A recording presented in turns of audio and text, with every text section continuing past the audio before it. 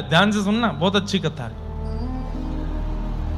अरे महाराज जी घर में पधारी है ना भीतर, मैं आपको कुछ खिलाती हूँ पिलाती हूँ। अरे नहीं बेटी, प्यास तो बहुत लगी, भूख तो बहुत लगी, लेकिन मैं खा नहीं सकता। बोले क्यों? मेरा नियम है, मैं दीक्षा दिए हुए शिष्यों के हाथ से ही खाता हूं, उन्हीं के हाथ से ही पान करता हूं।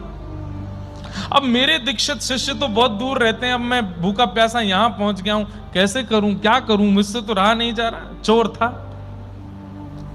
तो वैराग्यवती नेत्रों में आंसू भर लाई और अपने ठाकुर की ओर देखने लगी। ठाकुर जी कितनी जल्दी सुनते हो आप, मैंने अभी कहा कि मुझे सदगुरु दे दो और आपने भेज दिए। तुरंत चरणों में प्रणाम करके बोली, आप मुझे दीक्षा दे दीजिए, मैं आपकी शिष्या हो जाऊंगी, फिर तो मेरे हाथ से जल पी लोगे ना। हाँ ये तो हो सकता है, तो दे दीजिए दीक्षा। कंठी पहना दी, मंत्र बोल दिया, कोई भी नाम बोल दिया भगवान का, और लाओ बेटी जल दे दो। जल ले आई। गुरुदेव आप मेरे गुरु हो गए, आज्ञा कीजिए मैं क्या सेवा करूं। बोले बेटी हमारे आश्रम का बहुत बड़ा उत्सव होने वाला है, सब शिष्य अपने गुरुदेव के आश्रम में कुछ कुछ संपत्ति भेंट करने के लिए ले चल रहे हैं, तुम्हारे पास जो भी बहुमूल्य हो ले चलो। अब वैराग्यवती थेड़ी, उसने तो महाराज कुछ छोड़ा ही नहीं, सोना चांदी जितना था घर में सब एक जगह भर दिया। चलिए गुरुदेव आपके साथ, बेटी लाओ ये मुझे दे दो, मैं पकड़ लेता हूं। लेके चले गए। वैराग्यवती तो चरणों की ओर देख रही है, अपने गुरुदेव के प्रति पूर्ण निष्ठा, यही मेरे आचार्य, यही मुझे ठाकुर जी से मिलाएंगे। अब चोर सोचे कि यार ये तो पीछे ही पड़ गई है, संगी चली जा रही है सब जगह। अच्छा वैराग्यवती अब भगवान से मिलने का समय आ गया है। बोले क्या करना पड़ेगा? बोले हम तुम्हें एक पेड़ से बांध देते हैं और जब तक हम नहीं आवे तब तक इससे बंधी रहना, हम ठाकुर जी को लेके आते हैं। वैराग्यवती बोली जो आज्ञा। बंध गई पेड़ से। 4 दिन निकल गए, चोर तो भाग गया धन लेकर के। वैराग्यवती वहीं खड़ी है बंधी हुई कि मेरे गुरुदेव आ रहे होंगे ठाकुर जी को लेकर के। यहां राजा ने पता करवाया कि बाहर हमारी बेटी रहती है दूसरे घर में, देखो तो कैसी क्या। तो पता चला 4 दिन से तो उसके अते पते नहीं। पूरी सेना ने खोजा, तब जाकर के जंगल में वैराग्यवती मिली। राजा ने कहा बेटी तू यहां बंदी है? बोले पिताजी छूना नहीं, मेरे गुरुदेव बांध के गए मुझे, और आप मत आइए यहाँ पे, आप चले जाओ, वो ठाकुर जी को लेके आ रहे होंगे, अभी मैं दर्शन करके निवृत्त होने वाली हूं। अरे बेटा ये तुझसे किसने कह दिया? कौन गुरु, कहां, क्या क्या हुआ? ये सब कुछ नहीं है। नहीं आप विक्षेप मत डालो, मैं बस ठाकुर जी से मिलूंगी। अब पिता ने जाकर के एक संत से कहा, संत ने समझाया, वैराग्यवती नहीं मानी। और बड़े संत के पास गए तो एक साधु महात्मा बोले मैं नारद जी को बुला सकता हूं पृथ्वी पर, वो यदि समझा दें तो मान जाएगी। नारद जी आ गए, करताल वीणा लेकर के नारद जी सामने प्रकट हो गए। वैराग्यवती बोली आप संभवतः भगवत हरिदास वर्य श्री नारद जी हैं? जी बड़े, ये तो होना ही था, मैंने कथा में सुना है नारदो देव दर्शन, देव दर्शन से पहले नारद जी का दर्शन होता है। अब ठाकुर जी का दर्शन होने वाला है, इसीलिए आप आए हैं ना? नहीं बेटा इसलिए तो नहीं आया हूं, बल्कि मैं तुम्हें सच्चाई बताने आया हूं कि जिसको तुमने गुरु मान लिया है वो तो चोर है, वो तो चोर है। वैराग्यवती ने आंख बंद कर ली। नारद जी बोले क्या हुआ? बोले मेरे गुरुदेव के प्रति उल्टी सीधी बात बोलने वाला, उनके ऊपर आक्षेप करने वाला, चाहे नारद भी क्यों ना हो, मैं नहीं देखूंगी, चले जाओ आप यहां से। मेरे गुरु के प्रति आप चोर क्यों कह रहे हो? अरे वो चोर ही है।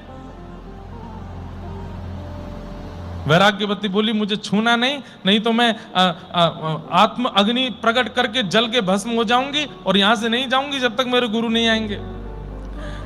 नारद जी बोले राजा तुम घबराओ नहीं, हम महादेव को लेके आते हैं, देवादिदेव महादेव आके समझाएंगे, उनकी बात तो मानेगी। साक्षात त्र्यंबकेश्वर भगवान प्रकट हो गए, सामने महादेव खड़े हैं और वैराग्यवती देख रही है आप संभवतः महादेव हैं। हाँ देवी बड़ी कृपा, ये तो होना ही था, पहले नारद जी अब महादेव, अब जल्दी ही बस ठाकुर जी का दर्शन होने ही वाला है, इसीलिए तो आप सब आ रहे हैं। बोले नहीं बेटा हम इसलिए नहीं आए, हम तो ये बताने आए हैं कि तुम्हारे गुरु जी जो हैं वो चोर हैं। वैराग्यवती ने फिर नेत्र बंद कर लिए। बोले मैं महादेव को भी नहीं निहारूं अगर मेरे गुरुदेव की निंदा करेंगे तो। राजा बोले नारद जी धरे रह गए, महादेव भी कुछ नहीं कर पाए, मेरी बेटी कैसे ठीक हो। महादेव बोले अब तो रुको, हम नारायण को ही लेके आते हैं। ईगो पे बात आ गई है हमारे। शंख चक्र गदा पद्मधारी गरुण पर बैठ के नारायण प्रकट हो गए सामने, और प्रकट होकर के बोले वैराग्यवती नेत्र खोलो। नेत्र खोल करके देखा तो साक्षात परमात्मा खड़े हैं। अब तो नतमस्तक हो गई, जय हो, कृपा हो गई। ये तो मुझे पता था मेरे गुरुदेव की निष्ठा का फल मिलेगा। नहीं, हम तो ये बताने आए हैं कि तुम्हारे गुरु जो हैं वो चोर हैं। बोले मेरे गुरु यदि चोर हैं, ऐसा कोई भक्त बता दीजिए जिसको दीक्षा के 7 दिन के अंदर नारद जी, महादेव और नारायण तीनों दिखे हो। मुझे दिखे हैं, ये मेरे गुरुदेव की कृपा है। महादेव नारायण ठाकुर जी को देखें, ठाकुर जी नारद जी को देखें, सब संप्रदाय एक तरफ रह गई, सारे गुरु एक तरफ रह गए, चोर भगवान से मिला गया। बताओ, उसको खोज तो लाओ, कहां है।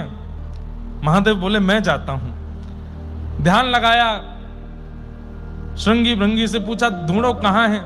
पता चला पास के नगर में चोरी कर रहा था। महादेव पहुंच गए। आधी रात में एक घर में घुस रहा था, तुरंत महादेव त्रिशूल लेकर के, डमरू लेके सामने खड़े दिखे। चोर घबराया, बोले आप तो महादेव हैं। बोले तूने अभी अभी किसी वैराग्यवती को दीक्षा दी थी? अच्छा, वो राजा की बेटी? बोले हाँ। अब उसको तो ऐसी मैंने कोई दीक्षा विक्षा, मैं कोई गुरु थोड़ी, मैं तो चोर हूं।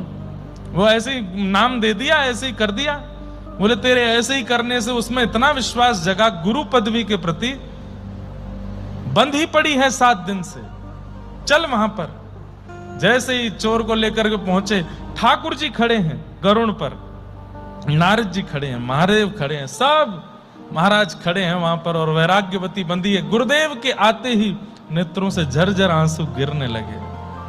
मेरे गुरुदेव, आपकी बड़ी कृपा, आपकी बड़ी अनुकंपा, आपकी बड़ी लीला देखिए ना, सब खड़े हैं मेरे सामने, सबके दर्शन हो गए नाथ।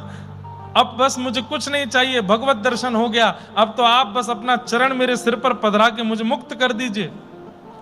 अब चोर भगवान को देखे, भगवान कहें पैर पधराने का मंत्र आता है तुमको? बोले हमें तो कुछ नहीं आता। ठाकुर जी भी हंसने लगे, और हंसते हुए क्या बोले, महादेव यहां गुरु का गुरुत्व नहीं है, पर शिष्य के शिष्यत्व में इतनी निष्ठा है, शिष्य के शिष्यत्व में इतनी पराकाष्ठा है कि सामान्य गुरु के होते हुए भी, अरे नाम के गुरु होते हुए भी उसको भगवत दर्शन हो गया, क्योंकि शिष्य के अंदर गुरु के प्रति विश्वास प्रगाढ़ है, शिष्यत्व विशेष है।